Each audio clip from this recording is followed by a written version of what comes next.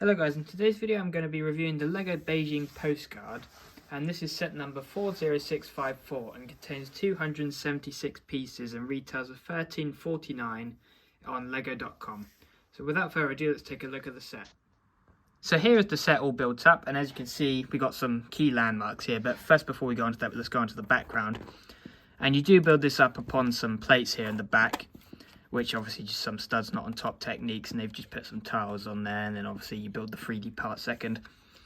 But I really like the part you just here to get the mountain range in the back using these dark green tile pieces just to sort of gradually break into the skyline here, and obviously it's finished off with the sky up here, and there's a big black border at the top, so that's quite cool. And they've used this really cool little cloud piece here to give some texture to the sky as well, so it's not just plain blue, which is just held on by a 1x2 there, which just slots in there. And as well included in the background is some continuation of the Great Wall of China just in the background as it goes across the mountain range. And then we've got just a part of the Great Wall of China here, which is just one of the sort of battlements here with some steps going down, which would obviously in theory continue down across the wall. But that's a really nice inclusion. I like how it comes out of the postcard and is three-dimensional. But that's a really cool build with some masonry bricks here. And I also really like how they've built the steps up with some where they've just layered jumper plates, so that's really cool. And we do have some stickered elements here with just representing windows. And then we have a little doorway, so you could imagine many people could just walk through there and obviously continue along with some of these sort of battlement parts up here. I'm not sure what these pieces are called, but I like how they've used them here as the parts of the wall. So if you know what these pieces are, just let me know what they're called in the comments. And continuing up down from there, they've added some nice foliage piece which just comes up naturally from this sort of mini mountain here, using these sort of newer leaf pieces in the green colour with some flower petals on top, just to imagine sort of vines growing up the Great Wall of China. Then we just got a little flower piece which is supposed to represent a little tree, which is really cool, just using some orange petals there. And then the second landmark that they chose to represent here is the Summer Palace. So this was built by the Qing dynasty and was the last imperial dynasty of China, but it's just a little botanical garden in real life. So I really like, this is probably my favourite part of the build just because of the colours and some of the part usages here. But you can see they've used a lot of cheese slopes in this turquoise colour, just to sort of represent what it is in real life, as well as some accents of gold. And using the cheese slopes obviously to get the angles of the roof because it's quite triangular and sharp. But my favourite part is probably this mini gate here at the front that just sort of, like in real life, is just at the front of the temple, or the garden rather. And I really love how they've built the pillars for both the sort of temples and the gate here. They've used the Harry Potter candlestick pieces in red on top of these little stamp pieces, so the pillars have a wider base at the bottom. And what they've done is just basically put gold studs on top and then they connect there.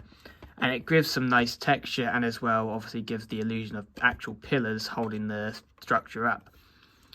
And moving closer in here, there's actually a few more sticker details inside of the little temple pieces, just stickered on some clear 1x1s and 1x2s just to represent some interior details of the buildings in real life.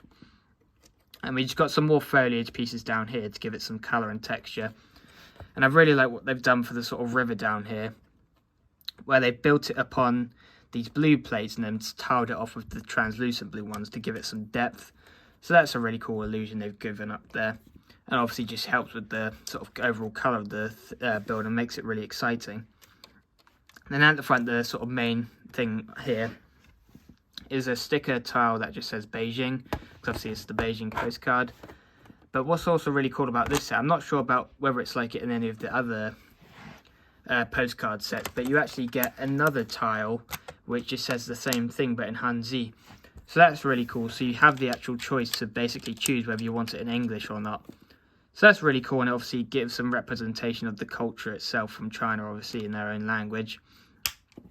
The only key problem with this one, obviously most of them come with their own little flag, but for some reason this one doesn't come with the Chinese flag, which is a bit of a shame, but it's not too big of a deal for me, because I just really like how they've represented these two really cool landmarks in this sort of three-dimensional style and sort of mini scale.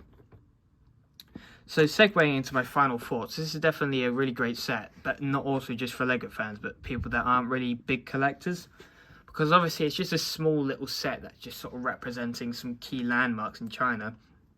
So if it's like a country you're interested in or have gone to, and you sort of want to look for something that can represent that trip or whatever, this is definitely something that's cool to pick up, because it's just a nice, small, simple build, and you can sort of put it on a shelf or whatever with some other decorations.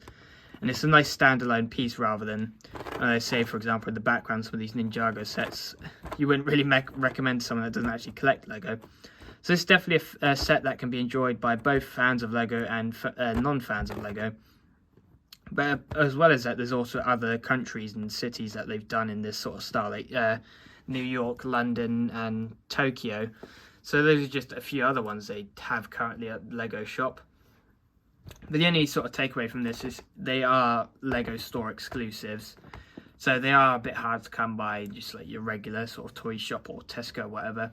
So they are specifically only at Lego stores. So that's only the main sort of key takeaway from this set. You can only get them there.